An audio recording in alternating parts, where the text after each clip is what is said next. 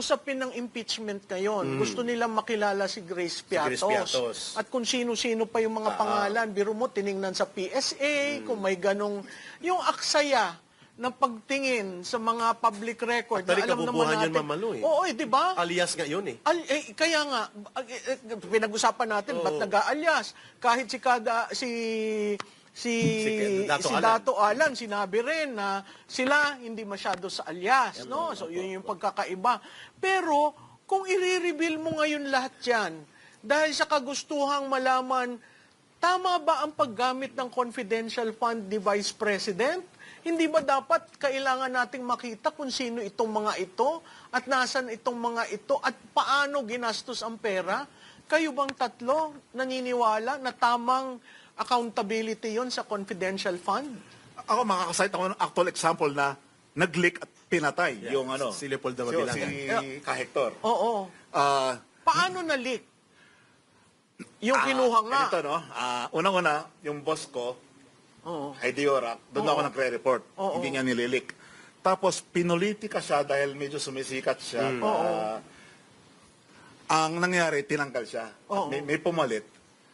Siguro wag nang banggitin. No? Matagal na rin naman yun. So, may access na siya sa datos na yun. Balak tumakbo.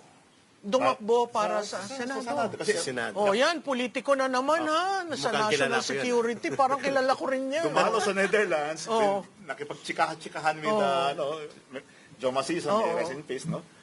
Nag-leak sa all the way kay Joma. Pinakita niya exactly yung 32 years. Kasi today is March 25 eh. 32 years ago, Pinatay si March Mabilangan. 25, 1994 po, tinorn over. Tapos, Paano yun nakita ng mga leadership? Yung mga pangalan? Minarkahan yun, Ma'am Malu. Paano nila napipili sinong gagantihan? Hindi nila confirm na si Mabilangan was cooperating long time ago. With the government? With the government. So, nakita yun nila Joma Season ng Central Committee ng Communist Party of the Philippines that Mabilangan was instrumental in exposing the Red Scorpion Group. The Alex Bongcayo Brigade. The kidnap for ransom operations. So, delikado talaga. Delikado yun. So, yun pala, nagli-leak na yun. So, dinesisyonan yun ng Central Committee nila Joma Season na targetin siya. Even ang pagpatay kay Romulo Quintanar, the former chieftain of the NPA, was a leakage that he was handled by ISAF or he was part of the PNP-IG program nila General Bogie Mendoza. Lumabas yun sa amin.